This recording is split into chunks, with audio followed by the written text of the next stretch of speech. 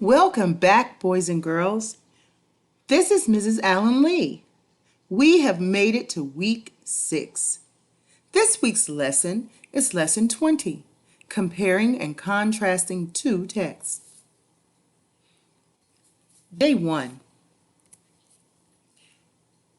Our standard this week is RI 9, which states combine information from two different texts on the same topic and use the integrated information to write or speak about the topic. Our learning target this week states, looking at how two texts on the same topic are alike and different can give you a better understanding of the topic. Our academic talk words are important, points, compare, contrast, key details. When you read two texts on the same topic, remember to compare and contrast their most important points and key details. When you compare, you look at how the texts are alike. When you contrast, you look at how they are different. Remember, compare tells how texts are alike. Contrast tells how texts are different. Let's practice together. Look at poster 1. Which states, take care of planet Earth. Plant a tree. Look at poster 2, which states, take care of planet Earth. The animals will thank you. Let's compare and contrast the two posters. Let's compare first. Remember, to compare means to tell how they are the same. If you said that both posters have trees in them, you are correct. If you said that both posters say, take care of planet Earth, you are also correct. Let's contrast the posters. Remember, contrast means to tell how they are different. If you said poster 1 has children in it, and poster 2 has animals in it, then you are correct. That is what makes them different. If you said that poster 1 has mountains and poster 2 does not, that is also something that is different about them, so you are correct. Look at both posters closely. What other things can we compare and contrast about them? Pause the video to speak with someone in your home about poster 1 and poster 2.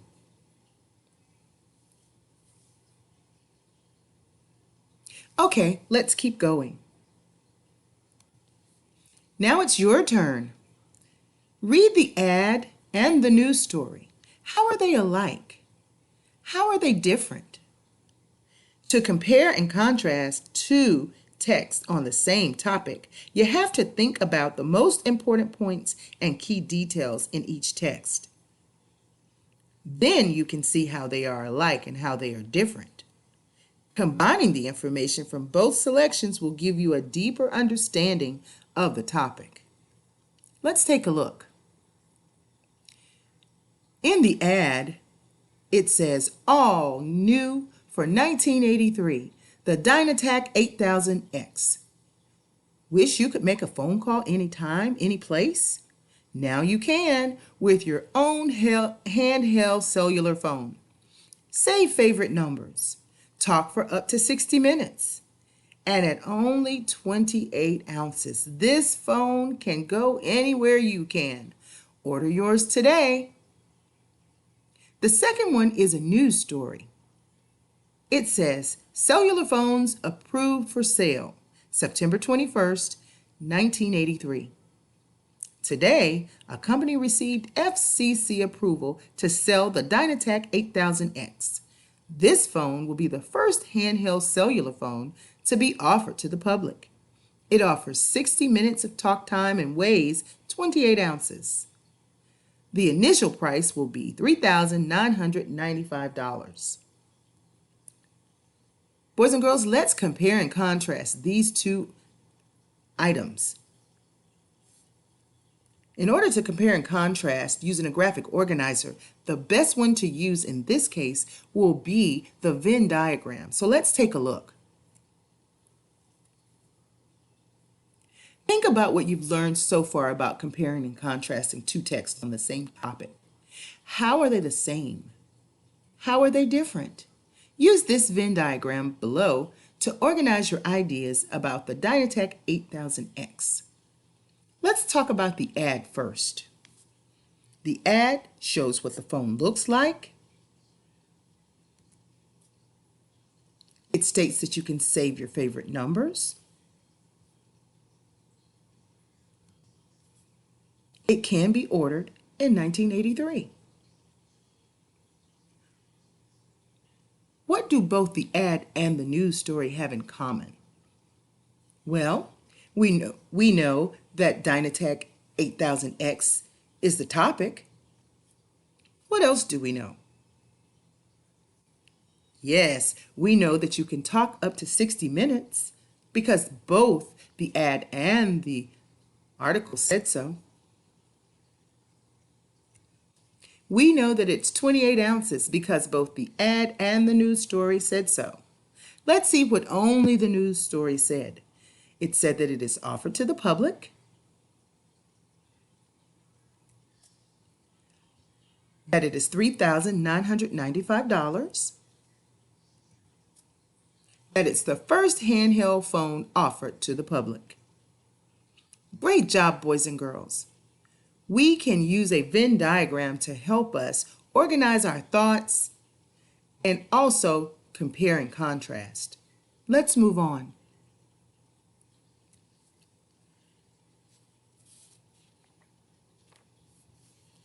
Today, you'll read two articles about the same topic. First, you'll read to understand what each author says.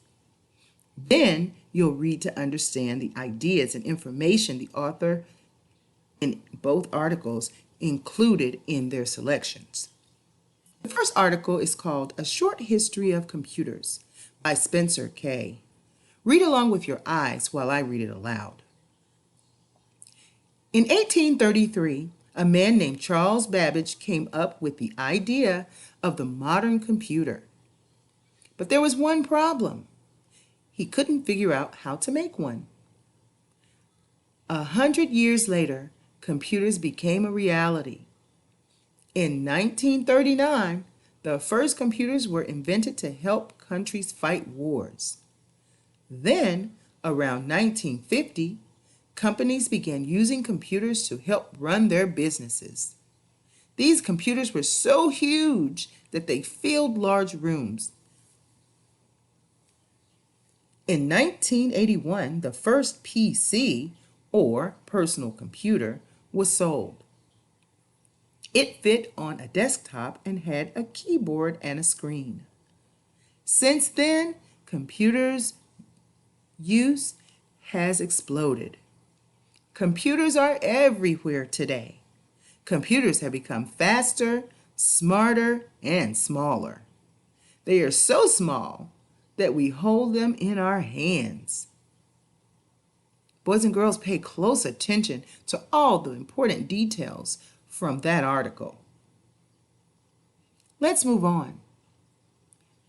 The next article is called Computers Today by Aparna Singh. 50 years ago, few people knew much about computers. For the most part, they were used by the government or in businesses. But today, computers are everywhere. You might be surprised to learn how many everyday items contain computers. Cell phones and digital cameras use computers. So do TVs and kitchen ovens. Computers are used to run cars and airplanes. They also keep traffic lights blinking and trains on schedule. Boys and girls, let's look at the sidebar. It says, Close reader habits. Underline the key details in each passage. Which details in the passages are alike. So we're going to compare. Which are different, which means we also are going to contrast. Let's look at some things that we can underline to get a closer look at both passages.